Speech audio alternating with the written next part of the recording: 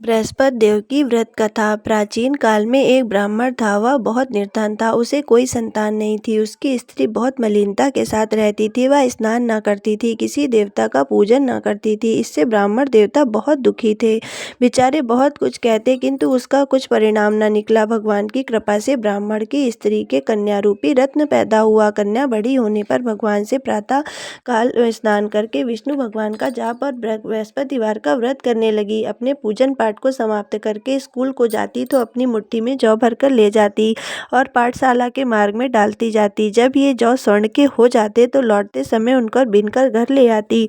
एक दिन यह बालिका सूप में उन सोने को जौ को फटक कर साफ कर रही थी। उसके पिता ने देख लिया और कहा, बेटी, सोने के जौ को साफ करने के लिए सोने का सूप होना चाहिए। दूसरे दिन बृहस्पतिवार था। इस कन्या ने व्रत रखा और बृहस्पति देव से प्रार्थना करके कहा, मैंने आपकी पूजा सच्चे मन से की हो तो मेरे लिए सोने का सूप दे दो। बृहस्पति देव ने उसकी प्रार्थना स्वीकार कर ली। रोजाना की तरह वह कन्या जौ फैलाती हुई जाने लगी और जब लौटकर जौ बिन रही थी तो बृहस्पति देव की कृपा से सोने का सूप मिला।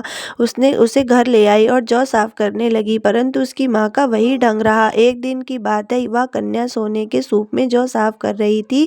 उस समय उस शहर के राजपुत्र वहां से होकर निकला। इस कन्या के रूप और कार्य को देखकर मोहित हो गया तथा अपने घर को आकर भोजन तथा जल त्याग कर उदास होकर लेट गया। राजा को जब इस बात का पता लगा तो वह अपने प्रधानमंत्री के साथ उसके पास गए और बोले, बेटे, तुम्हें किस बात का कष्ट है?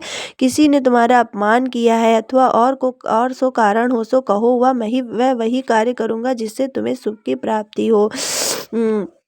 अपने पिता की राजकुमार ने बातें सुनी और बोला, मुझे आपकी कृपा से किसी बात का कष्ट दुख नहीं है। किसी ने मेरा अपमान नहीं किया, परंतु मैं जिस लड़की से विवाह करना चाहता हूँ और सोने के सूप में सोने को जौ विवाह करना चाहता हूँ, जो सोने के सूप में जौ को साफ कर रही थी। यह सुनकर राजा आश्चर्य में पड़ गया और बोला, हे बेटा, इस तरह का कन्या का पता तुम ही लगाओ, उसके साथ मैं तेरा विवाह अवश्य करा दूंगा। राजकुमार ने उस लड़की के घर का पता बतलाया। तब मंत्री उस लड़की के घर गए और ब्राह्मण देवता को सभी हाल बतलाया। ब्राह्मण देवता राजकुमार के साथ अपनी कन्या के विवाह करने के लिए तैयार हो गए तथा विधि विधान के अनुसार ब्राह्मण की कन्या का विवाह राजकुमार के साथ हो गया। कन्या के घर से जाते ही पहले की भांति ब्राह्मण देवता के घर में गरीबी का निवास हो गया।